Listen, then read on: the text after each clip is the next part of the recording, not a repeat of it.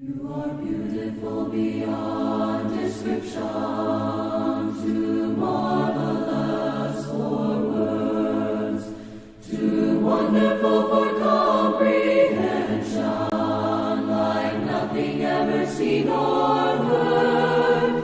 Who can grasp your infinite wisdom? Who can fathom the depth of your love? You are beautiful beyond description, majesty enthroned above, and I stand in awe of you. I stand in awe of you, holy God, to whom all praise is due. I stand in awe of you, and I stand. Hi, welcome to Verse of the Day. My name is Brandon Hathaway, and I'm the preacher here at the Westside Church of Christ in Owensboro, Kentucky. And I want to thank you for joining me today as we open up the Bible, study the Word of God. We are continuing to work our way through Esther, about to finish that up. We got another chapter after this, and so, but we are currently in Esther chapter 8, and looking at verses 1 and 2, and then 15 through 17.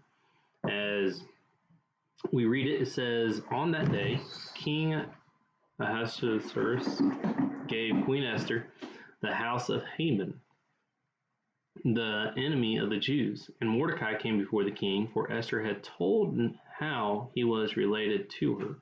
So the king took off his signet ring, which he had taken from Haman, and gave it to Mordecai. And Esther appointed Mordecai over the house of Haman." And so you jump down to verse 15 here. It says, "So Mordecai went out from the presence of the king in a royal apparel of blue and white, and great crown of gold, and garment, fine linen, and purple, in the city of Shushan. Rejoiced and was glad. The Jews had light and gladness and joy and honor in every province of the city. Wherever the king commanded, the decree came. The Jews had joy and gladness, a feast and a holiday. Then many of the people of the land became Jews, because fear of the Jews fell upon them." And so here's, reading the turnaround, right? Reading how things might not be going so well for them at one point. They got one, they're in captivity. Two, a decree went out that everybody was going to go in and do as they wished to the Jews. And now news has come that Mordecai has risen to power. He's over the house of Haman. He has a signet ring from the king. He goes out in royal clothing. And then you got the order, the commands, the new orders from the king, which can't go against what he has already established, right?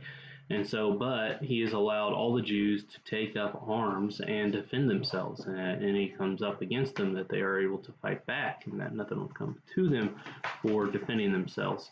And so, that's the next chapter we're going to be reading about how that went, and how many people they end up killing because they were defending themselves and people were coming at them.